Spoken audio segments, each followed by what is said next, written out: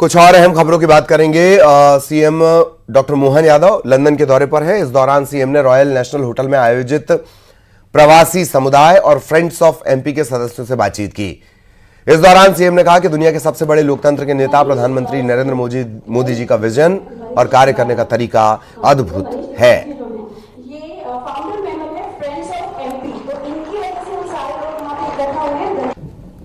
यशस्वी प्रधानमंत्री भारत रत्न अटल बिहारी वाजपेयी जी की उदारता, उनका अपना काम करने का तरीका, उनकी व्यवस्थाओं के आधार पर देश में एक लोकतंत्र की बड़ी मिसाल बनी थी। एक ऐसे अपोजिशन के लीडर जो 50 साल तक लगातार कई पहले प्रधानमंत्री से लगा करके जब तक माननीय अटल जी प्रधानमंत्री नहीं बने तब तक सबके सामने खम ठोकते हुए अपनी निष्ठा, ईमानदारी और प्रतिष्ठा के साथ अपनी पार्टी के 2 सदस्यों के साथ में भी वो सदन में थे, तो 100, 200, 300 सदस्य तक के साथ में भी वो पार्लियामेंट में रहे। तो इसी लोकतंत्र में अगाध निष्ठा रहने वाले और क्या क्या नहीं सुनना, क्या क्या नहीं झेलना पड़ा उनको। लेकिन उन सारे कष्टों के बावजूद भी तो मैं अभी हमारे मित्रों से गाड़ी में बात कर रहा था कि उनके समय भी गठबंधन की सरकार थी देश को आगे ले जाने के लिए, और उस समय भी लोकतंत्र के लिए ये जो अभी चुनौती इधर है वो चुनौती उधर थी।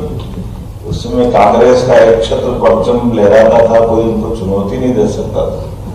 तो जितने थे सब इकट्ठे होकर के निपटने के लिए अपना प्लेटफॉर्म माननीय अटल जी के साथ में बन करके आया। हम सब देखते हैं सारी बातों को, तो उधर एक एक करके वो सारे एंगल ध्यान में आते हैं। संयोग ऐसा है कि अटल जी ने भी निभाया सबको। उनके मंत्रिमंडल के साथियों को देखो तो ऐसा लगता है कि सूरज चंद्र एक साथ कैसे रह सकते हैं। लेकिन आप उसमें सब माया भी देखो, ममता भी देखो, जयललिता भी देखो, नीतीश भी देखो, बाला साहब ठाकरे के उद्धव तो नहीं थे, और प्रसाद पर्यंत मनोहर थे। सारे के सारे आकाशवाणी के पंचरंगी प्रोग्राम उसी में दिख रहे थे और सबको लेके चलने की कुव्वत अगर किसी में थी तो स्वर्गीय भारत रत्न अटल बिहारी वाजपेयी जी में थी। अपने देश में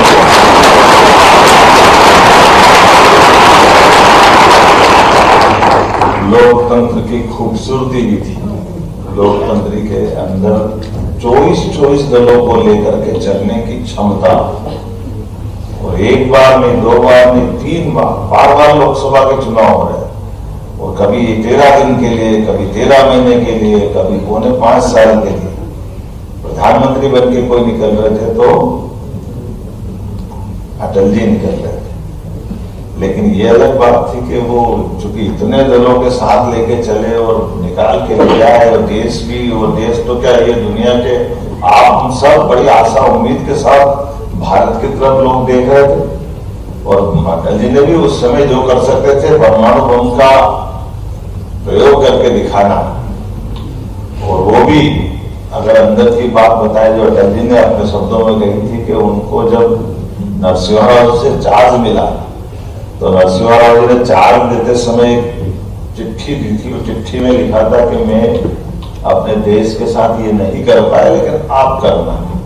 तो वो पत्र में क्या था, अटल जी ने बाद में घोषित किया था कि उसमें लिखा था कि परमाणु बम बनाने की क्षमता देश में है, लेकिन ये वर्तमान की राजनीतिक दुरावस्था कहिए कि कांग्रेस के तत्कालीन नेतृत्व ने उनको वो छूट नहीं दी। ये लोकतंत्र का बहुत खराब पक्ष है जो नरसिम्हा राव जी के सामने हुआ, और वो भी खराब पक्ष हमने बाद में देखा, जिसकी मैं थोड़ी देर बाद बात करूंगा। पर अटल जी ने जिनको सबको लेकर के न केवल परमाणु बम को विस्फोट करके देश की ताकत को दुनिया के सामने स्थापित करके दिखाया कि हमारे लोकतंत्र की ताकत क्या है और देश की आवश्यकता क्या है, हम सबके लिए गौरव की बात थी, गर्व की बात थी, ये सौभाग्य की बात थी। और वहां आपकी ताकत भी सबकी समझ में आई थी जब आप सबकी मदद के माध्यम से कई सारे प्रतिबंध देश ने झेले। विस्फोट तो होना था जो हुआ, वो विस्फोट भी अटल जी पे कम थोड़ी मान रही है। फोड़े तो फोड़े, दूसरा फोड़े, तीसरा फोड़े, अब नहीं फोड़ सकते। अमेरिका बोल रहा था फिर फोड़ दे चोर, फिर आप तो बिल्कुल नहीं फोड़ना चाहिए, फिर फाटना फोड़। ये भी बड़ा हर एक बम जैसे चुनौती देते दिख रहा था और हुआ सबके सामने। लेकिन ये लोकतंत्र की ताकत थी। और उसके बाद का दौर हम सब जानते हैं कि वो अटल जी के बाद का दौर आया मनमोहन सिंह का। वो भी बहुत विद्वान थे, बहुत समझदार थे, बहुत पढ़े लिखे थे। उनकी अपनी फाइनेंस में गवर्नर की, वित्त मंत्री की कई सारी उपलब्धियां थी जब उनने काम किया। कई नए सुधार भी माननीय मनमोहन सिंह जी ने लागू किए। अब ये अलग बात है कि पता नहीं क्या होता, कभी कभी फॉरेन की डिग्री बहुत काम आती है, पर फॉरेन की डिग्री में भारतीय डिग्री भारी पड़ जाती है। ये आप सबसे सिखाते हैं, जो करते हैं यहाँ के आपके लोग। तो मैं तो आपसे कह के हट जाऊंगा, लेकिन आप तो रोज महसूस करते हो। लोग कहते खुद दिमाग यूरोप वालों की, मैं तो समझ नहीं पाता दिमाग किस में, पता ही नहीं चलता। बैंक बैलेंस बताता किसका क्या हो गया। बदलते दौर में राजेंद्र गिया ने किया, मैं कैसे कष्ट से आया मैं जानता कि 8 साल से हड्डी नहीं बस लगातार चल रहे हैं। तो दिमाग किस में पता नहीं चल गया।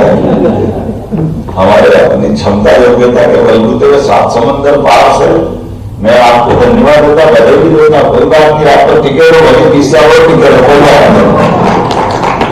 हमारा आदमी इसका तो पुलिस चला रहा है, क्या चाहिए, होना चाहिए कि नहीं होना चाहिए। तो मैं आज के दौर में खास करके सरकार के माध्यम से जो काम अपन ने कर रहे हैं, उन व्यवस्थाओं में यशस्वी प्रधानमंत्री के नेतृत्व में सभी सरकारें काम कर रही हैं और सभी सरकारें डबल इंजन की सरकार के नाते से काम कर रही हैं। और हमारे लिए मुझे इस बात की प्रसन्नता है कि अपने विभाग ने, हर एक विभाग ने, अभी यहाँ जितने हमारे CSI तो आए ही हैं, अभी आपको लघु फिल्म दिखाई होगी। प्रत्येक क्षेत्र में हमने अपने इंफ्रास्ट्रक्चर पे काम किया कि हर नीचे से नीचे तक, गांव से गांव तक सड़कें बनाए, बिजली की पर्याप्त पूर्ति करनी।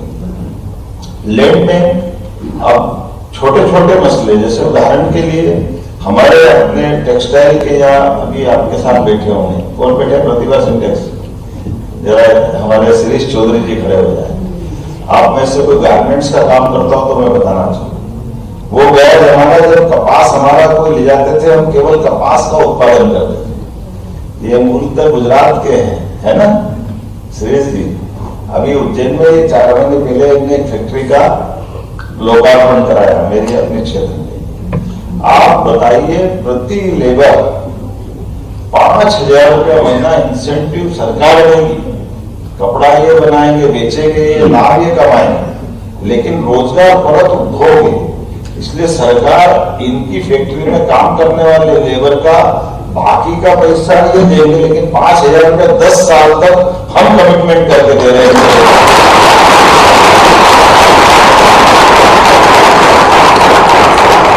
हमको हमारे कॉटन का हमको नहीं कपड़ा बनवाना है, हमें रेडीमेड गारमेंट्स में काम करवा के उसका निर्यात कराना। और ये एक नहीं, ऐसे अभी बेस्ट इंटरप्राइज वाले का वो भी है ना अपने बीच में, तमिलनाडु साथ है, वो लास्ट में था।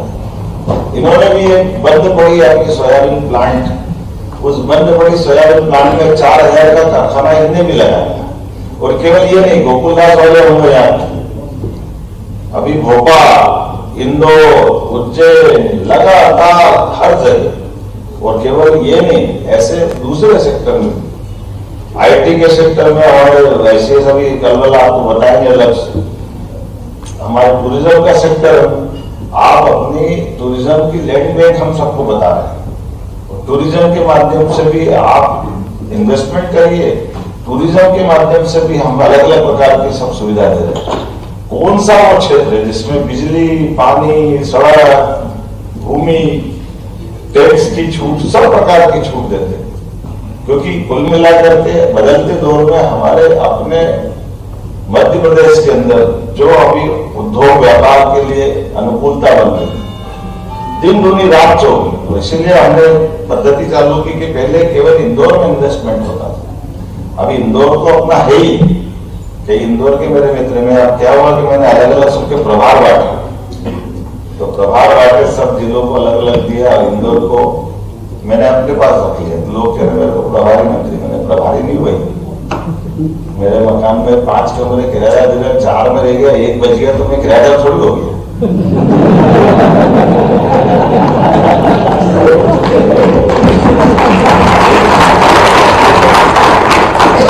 तो खाली रखा है, तो खाली रखा मतलब इंदौर वैसे भी इंदौर स्वच्छता में आगे, व्यापार में आगे है ना राजेश भैया। इंदौर किस बात में आगे? तो मैं ऐसे एक पत्रकार से इंटरव्यू दिया, उसने कहा भैया देखो इंदौर स्वच्छता में आगे, व्यापार व्यवसाय में आगे, आबादी में आगे, दूसरे सारे काम धंधों में आगे, कला में, संगीत में, साहित्य में, सब में आगे। और बोले आप संयोग से क्या 230 विधानसभा में सीएम भी नंबर 1 की सीट पे बैठता, तो आपने बोला अपने पास रख लिया तो आप भी इसमें आ गए। तो आप इंदौर को आपने सबको इन्वेस्टर सबमिट कर दी, तो आप इंदौर में क्यों नहीं कर रहे? तो मैंने कहा इंदौर में नहीं कर रहा मतलब? बोले इंदौर सब में आ गए। तो मैंने कहा मेरे को मालूम, इसलिए तो सबको इंदौर बनाना, हमको क्या तकलीफ? बोले मध्य प्रदेश को इंदौर बनाना है। इंदौर भी मध्य प्रदेश में तो है, तो इंदौर के साथ बाकी चीजों में भी सब क्षेत्रों में चले। इसलिए हमने सभी संभाग केंद्रों पर अपने में से ग्वालियर वाले कौन है हाथ खड़े करना। अब आप बताओ ग्वालियर के अंदर कोई इन्वेस्टर सबमिट करता था पहले? तो ग्वालियर में भी भाषण दिया, ग्वालियर वाले तो बागी बंदूक आए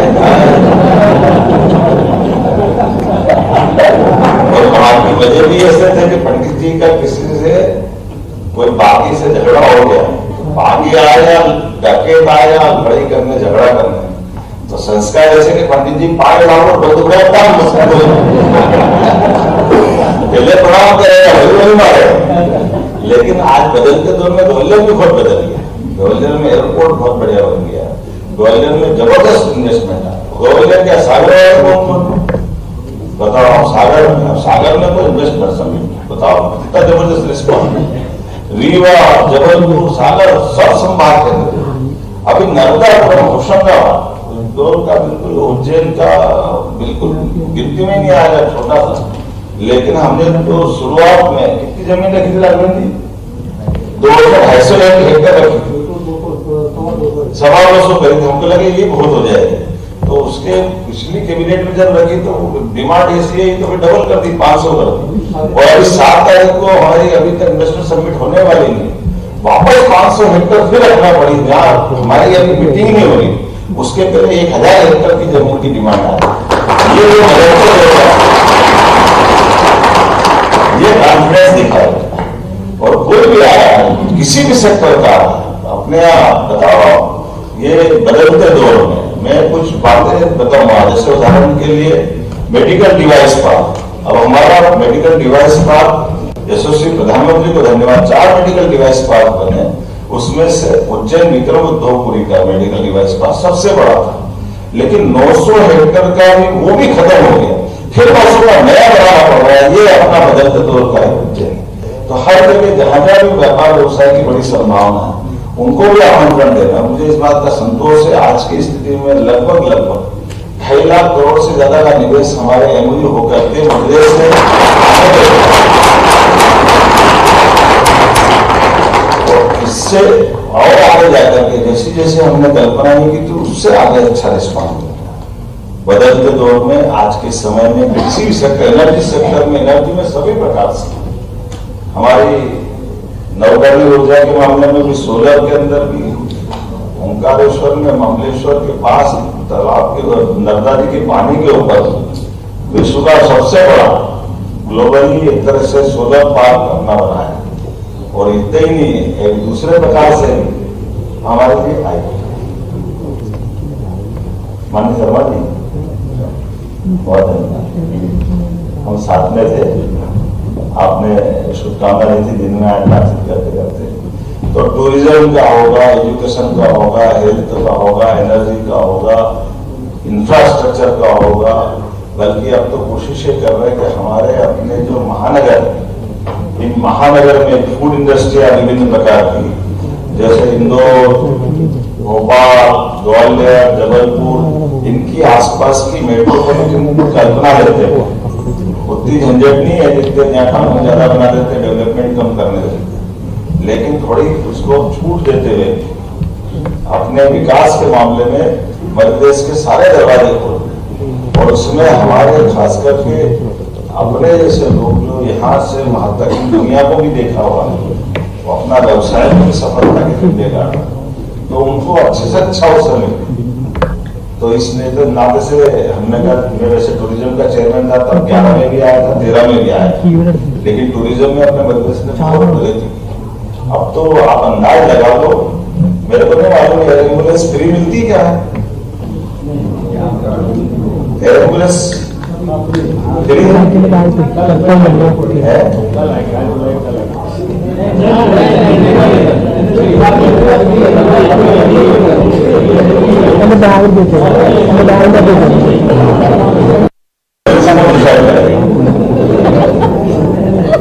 इमरजेंसी डिसाइड करने का कोई तो होगा जो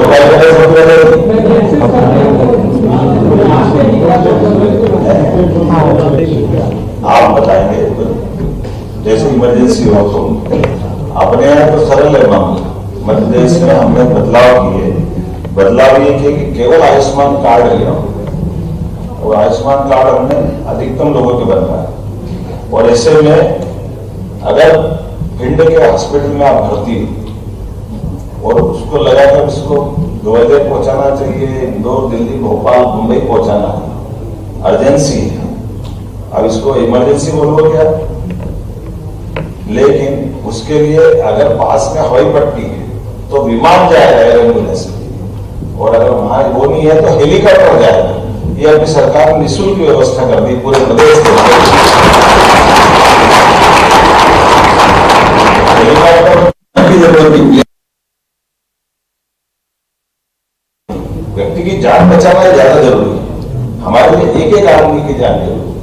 ऐसे पहले हम तो मालूम है एम्बुलेंस तो ले जाती है हॉस्पिटल में, लेकिन बॉडी अगर कोई कारण से शरीर छूट गया तो बॉडी को पहुंचाने की व्यवस्था नहीं थी। हमने कहा कोई बात नहीं, आप प्रत्येक जगह कॉल करने पर वो गांव तक भी ले जाएगा। ये तो समाचार अपन देखते, कोई ठेले पे, कोई हाथ में, कोई रिक्शे पे ले जाते थे, बड़ा खराब दृश्य लगता था, समाचार सुनते थे। हमने व्यवस्था कर दी, उसके लिए सरकार एम्बुलेंस से 100 वाहन से उसको घर तक छुड़वा जाएंगे पूरे प्रदेश में, किसी भी ऐसी कोई अवस्था नहीं लाए। हॉस्पिटल अगर खुलेगा तो एक 20 करोड़ का हॉस्पिटल अगर खोलता है तो 20 करोड़ के हॉस्पिटल में 5 करोड़ सरकार उसको अपने तरफ से अनुदान देगी। 100 करोड़ के होटल डालता है तो 100 करोड़ के होटल में अगर वो कन्वेंशन सेंटर है तो 40 करोड़ सरकार माफ करेगी, केवल 7 करोड़ में 100 करोड़ के होटल। ये लगातार हर जगह प्रमोशन करने के लिए उसके पीछे भाव ही है कि हमको आगे बढ़ना है, तो हमको हमारी सब प्रकार की सहूलियत देकर के ये सब अनुकूलता बनाने की जरूरत है। इसी प्रकार से फूड इंडस्ट्री की बहुत सारी बातें बता सकता हूँ, लेकिन आज तो आप सबको मिलकर के बात करने का आनंद लेना था, तो हमने कहा चलो आपके दर्शन भी करता हूँ और इस अवसर पर व्यापार व्यवसाय की भी थोड़ी जानकारी हो जाए। क्या अलग अलग सत्रों में विस्तार से बात करने का मौका मिलेगा, तो मुझे लगता है कि आज का अवसर इतना देना पर्याप्त है। जय श्री महाराज।